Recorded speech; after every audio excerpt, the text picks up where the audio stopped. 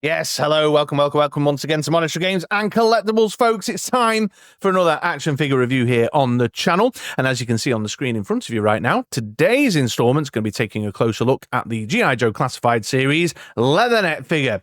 So stick around, I'm going to give you all the ins and outs, ups and downs that you need to know. So if you've been thinking about picking up one of these for yourself, you'll have good, solid information to make a purchase decision around. I'm going to talk you through the packaging quickly, and then I'm going to get into the figure itself, talk about the aesthetic, talk about the articulation, talk about the accessories and all the added value. And by the end, then you should have plenty of info to know whether you want to keep your pre-order in or, if you catch it on the shelf at Target or whatever, whether it's one to pick up for you. So yeah, let's get into it. And we'll start by going back in time and visiting past Chris, who takes a look at the packaging when it first arrived on my doorstep. So let's do it. Okay, ladies and gents, here is Leatherneck then in packaging. We can see it's the new standard G.I. Joe Classified Series packaging with the windowed front showing off the figure with a load of goodies on display. The logo, here's a Joe character, got that carbon fiber kind of motif in the background there, the name in the top corner, all pretty standard stuff. Then on the back, we've got number 148 in the line, the digital render image of the figure in action. Dial tone hanging out in the background there with this weird ship. Did anyone ever pin that down? Maybe I did. Keep an eye out for my Easter egg video in the future. And then we've got a couple of breakout windows showing off some key features like some of the finer sculpted details and paint applications. Legal bollocks and malarkey along the bottom. Got the import sticker here because I use a UK independent retailer that gets their stock from Hong Kong. Shout out to my folks over at InDemandToys. And then, of course, we've got the file card here. Let's take a closer look at that and learn more about Leatherneck together, shall we? So this shield here on the left is just reflective of the fact that Leatherneck is an amateur historian, big fan of medieval knights. He's traced back his own family line back into the UK and back into medieval knights. And this is the family crest on the front there, which is really interesting. Then we've got a pile of laundry here. Leatherneck's very particular about washing and ironing bedding. I know, it sounds crazy, but he irons his bedding, and this is a pile of his bedding all neatly arranged in his wardrobe, ready to go out on his bed. Set of dumbbells here, because bro works out. And this is a snow globe. Leatherneck collects snow globes, travels the world, gathers up his snow globes. This is actually a tropical scene snow globe, so I don't really understand how that works, but, his collection knows no restrictions or limits. He just loves snow globes. Then we've got this lovely piece of painted artwork down the side, Leatherneck with his pistol drawn and his knife ready for action. Usual crap and bollocks on the other side there with the QR code to nowhere, the sepia version of the artwork, and then a repeat of the data card. And that's it really, except for more legal bollocks and malarkey across the bottom. Okay, folks, well, I'm going to go away and crack this bad boy open, get good and hands-on with some man-child playtime, just get some solid experience in with the figure, and then in a couple of days' time, I'll come back and share some review thoughts. So stick around. Future Chris is going to be with you in 3, 2, 1... Okay then, folks, well, here is Leatherneck as he came out the box, and as you can see, sort of eyeballing him head to toe, strong vintage figure inspiration evident here in the classified version of the fig. So we've got the green camo color schemes, the khaki vest, and the even down to the holster and the radio mounted strapped to his thighs and stuff, all present and correct from the original OG figure. Which for some will be great, obviously. For others who are eager to have a much more modern reinterpretation, then possibly not. But they've obviously modernized it, contemporized it in the sense of it being a classified figure in the 6-inch form. Regulars around these parts will know I'm mad for a good bit of G.I. Joe Classified Series face sculpt action, and Leatherneck does not disappoint. He came out of the box with the hat on, which is obviously a key part of his visual identity, and that's painted in the matching colours with the rest of his camo uniform, with an insignia paint apped on the front there. It's got good shape to it, but it's also removable, so we can get a better look at the head sculpt there, and you can see good facial features, excellent stash work, lovely eyes, the paint applications are well applied, the sculpting there just gives it definition. It's a really nice head sculpt, slight kind of 5 o'clock shadow in there as well, giving it a little bit more depth, a little bit more texture. The hair sculpt is all right. It's obviously been sculpted in a kind of this flattened sort of way to make it more accommodating for the hat. So it looks all right. I mean, to be fair, my hair looks flat like that when I've been wearing my cap as well.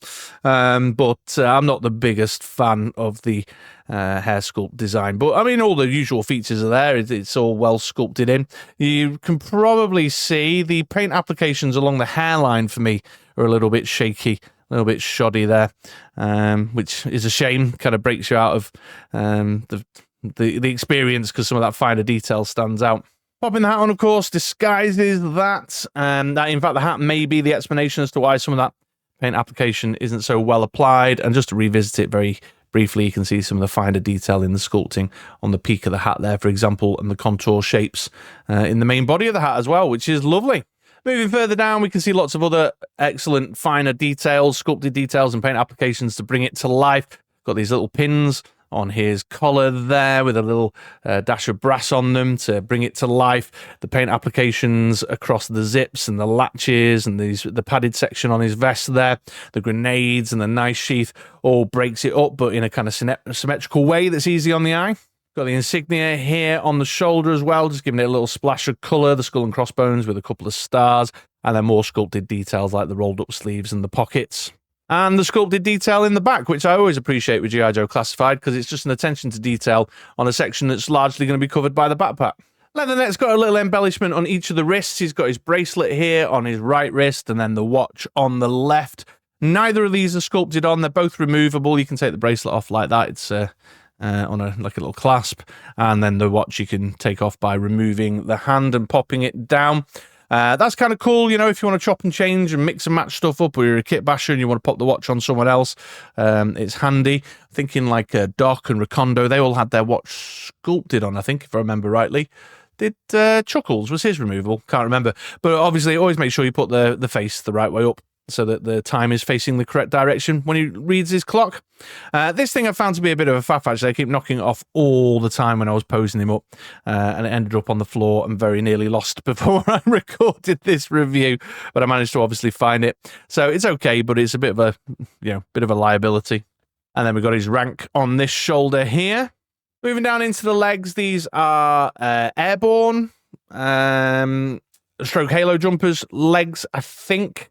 The knee pads are the giveaway there. So they've got the textured detail in them and the stitching and stuff to give it some texture and give it some depth. It's obviously in the camo paint scheme that's been continued throughout the uniform, and it's fine.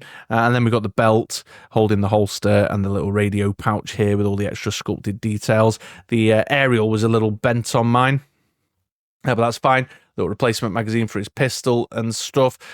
These are okay. When it comes to articulating later, I'll show you when you move the thigh, it wibble wobbles around. So from an aesthetic point of view, you have to sort of straighten it up and make sure it's all positioned correctly after you've been doing thigh articulation there. But it's fine. Could have maybe done with a paint app on the buckle or something to break up the black a little bit, but it's all sculpted lovely. And then the same boots, the same airborne boots there. The colours are good. The camo pattern is well matched from the hat to the shirt to the trousers. You know, sometimes in the different sections you can have a slight bit of difference. There's a bit of shininess on the collar at the top, but overall it's a good match. It's a good fit. It doesn't stand out as clashing. And then the colour of the vest in the middle and the black trimmings just kind of break it up a touch. And that symmetry I was mentioning before is present to make it nice and pleasant on the eye. So even though it's very heavily inspired by the vintage figure, there's plenty on there to give it some depth, some character, some personality, and bring it into the 2024, which is nice and lovely. I think classic look fans will have a lot to enjoy about this, although undoubtedly we'll see a retro release of it with a slightly different colour green or something. Because that's how they roll nowadays. But overall, aesthetically, yeah, I'm going to give it a thumbs up. He's just a good, standard soldier, put together well, but with a little bit more flavour, a little bit more character to set him apart from the crowd, and I'm all for that. So there you go. There's Leatherneck's aesthetic, the visual experience I've had with him. Let's now take a look at the articulation, shall we? So it's standard G.I. Joe Classified Series articulation, folks. If you've got no interest in watching me give you a walkthrough of that, I'll put timestamps in down below so you can jump ahead to the added value and accessories section of the review. However, if you want to stick around and see if there's any quirks, or if this is the first ever G.I. Joe Classified Series review you've ever watched, then I'll give you a quick walkthrough of the articulation. So starting at the top of the figure then, in the head, we've got a ball inside the head and a ball at the bottom of the neck. The height of this collar up over the top of the vest restricts the movement a little bit. So he's got fairly decent down and all right up. And he can go all the way around 360 if you sort of follow the curve of the collar. But it's a bit tight in there. It's a bit restrictive because of the collar. Then moving down into the shoulders, we've got the butterfly joint in the shoulders, giving us a bit of shuffle back and forward, and then it's pegged in at the shoulder with a hinge, so you can go all the way round and bring it up to a T like that. We've got the swivel at the top of the bicep and tricep, a pinless double elbow that will get you up to there, and then pegged in wrists, which give you swivel all the way around, and then the right hand has got an up and down, and the left hand has got a hinge forward and back. There's an ab crunch under here as well, and actually because of the way the sort of vest sits, you can get a bit of a forward and back motion from your ab crunch there. By the way, it sort of tucks into this gap, and then you've got the ball joint in the waist, giving you the swivel and the twist and stuff. Standard G.I. Joe Classified Series drop-down joint in the groin there. It's not so great for the Russian ballet splits because of the way these holsters are strapped to him. And it's all right going forward, but it does make that bend out shape a little bit more. Thigh cut there at the top of the thigh. Mentioned before as well, when you're messing around with the thigh cut, just make sure you reposition this stuff for your picky or whatever. Got a pinless double knee that'll get you up to there. There's an ankle swivel underneath the bottom of the trouser leg line here. You can move the foot around, and then you've got the standard hinge and rocker on the ankle. So the articulation is solid, it's sound, it's decent. I've managed to get a good few interesting poses out of the figure. A few of the restrictions around the vest and the collar on the neck are negligible. They don't get in the way too much. The G.I. Joe Classified Series articulation is, as we all know, pretty solid anyway. So definitely a thumbs up on that front. Loads of posability with this guy. So there you go, there's the articulation. Let's now take a closer look at the accessories and added value. Start with the weapons loadout then, and here is Leatherneck's assault rifle. A nice solid piece of sculpted plastic in the black. Nice sculpted details in there, like the little grenade launcher and stuff. Got the portholes at the barrels there for firing effects and such like. Pretty solid, not too wobbly compared to other weapons we've had recently. And it does have the removable magazine as well, which I've noticed is a little loose. I keep knocking it out every now and again, but yeah, it's all right. It's decent, and it's a good fit for Leatherneck. Then we have his handgun here. I don't think we've seen this one before, but happy to be corrected in the comments if I've misremembered that. Single piece of sculpted black plastic again. Got this little kind of sight thing on the top there, on the top, which is a nice little touch. Good shape, looks interesting. Got the blast effect hole in the barrel, which is nice. And this can be stored on his figure. He's got a holster on his thigh there, like so. Then we have his dagger, pretty standard stuff. Got the black molded plastic handle, then the blade itself, which is in the metallic paint app, which I'm always very appreciative of. Well sculpted, got the kind of contour details in, the serrated edge and stuff, which is nice to see. And this can be stored on the figure too. Got a little sheath here on the vest. You just slide it in, whoop, like so. And then it's got this set of shooting glasses as well, this protective eyewear, which is fine. As you can see, it's a good fit across his face there. Got the slightly shaded lenses in them, then the green handles on either side. Good fit over the top of the ears. We're not looking at a buzzer job here, you know what I mean? And also they look pretty decent and fit quite well when he's got the hat on too. Then we have his backpack here, pretty standard stuff, nice good quality sculpted details in there. A bit of different colour to bring it to life. Always very happy when I see the backpacks have an extra bit of colour on the, what's that, like a sleeping mat type thing. This is reuse. Was it Recondo? I think Recondo had this the first time around. Again, happy to be corrected if I've misremembered that, but that's fine and dandy and does the job, and obviously pegs into the peg hole at the back as standard. We've all done that several times before. And then finally, Leatherneck's got a couple of fists, one for either hand, as a hand swap there, which is always lovely to see. Always very pleased to see both a hand swap and the closed fist hand swap for G.I. Joe Classified figures, so they can do their Yo Joe! So it's an interesting one, this one. I think it's a solid accessory selection, and I'm going to give it a thumbs up. But there's nothing jazzy or exciting about it in particular. You know, he's got his long arms, he's got his short arms, he's got his knife, he's got his backpack, he's got his hat, he's got his glasses, and a couple of extra hands, and bish bash bosh, there you go. But that's pretty decent. That's pretty fair, in my humble opinion. You know, that's what he's about. He's a soldier, and they're giving him soldiery things, and he's a pretty, for lack of a better way of putting it, he's a pretty standard soldier boy, isn't he? And so they're giving him standard soldier boy stuff, but it works. It works perfectly, and I've got no complaints at all. So, yeah, definitely opened up a range of possibilities with how I've been posing him and what type of stuff I've been doing with him and taking photos and putting him on the shelf, mixing him well with the other soldier boys from G.I. Joe. I think it's good. So, yeah, thumbs up on the accessory selection. Right, okay, let's now take a look at Leatherneck next to a couple of other G.I. Joe classified figures, shall we? Okay, folks, well, here's Leatherneck with fellow Marine Sergeant Slaughter. Semper Fi, gents, Semper Fi. Here he is next to fellow Sergeant with Stalker here.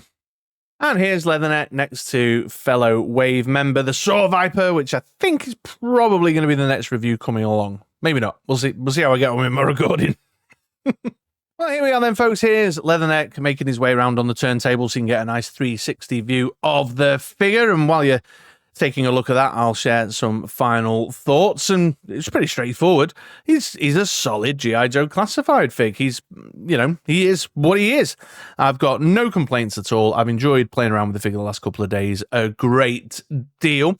He works well. He is, you know, pretty standard soldier boy type stuff, but that's what he is. He's, you know, he's a Marine, and he looks like a Marine, and he's got Marine gear, and that all works, and so I've got no complaints there. And while I am someone who does lean a bit more towards the more crazy, more balmy G.I. Joe stuff, I like the wacky science fiction things and what have you. A good, solid, you know, soldier, toy soldier, is what the line's really all about, and this guy represents that very, very, very well. So I've enjoyed him a lot and would recommend him, absolutely. Particularly if you're looking for, you know, a newer version of your classic vintage look Leatherneck, if that's what your bag is. So there we go. All right, well, I hope you found that useful. If you have been thinking about picking one up for yourself, or you got one on pre-order and wondering if you should keep it, hope my thoughts and comments today have helped you make up your mind. If they have, give us a like, subscribe to the channel, all that good stuff. Otherwise, all that remains to say is that I hope you have a great day, hope you have a great week, and I'll see you around these parts again for another review sometime soon. All right, take it easy, folks.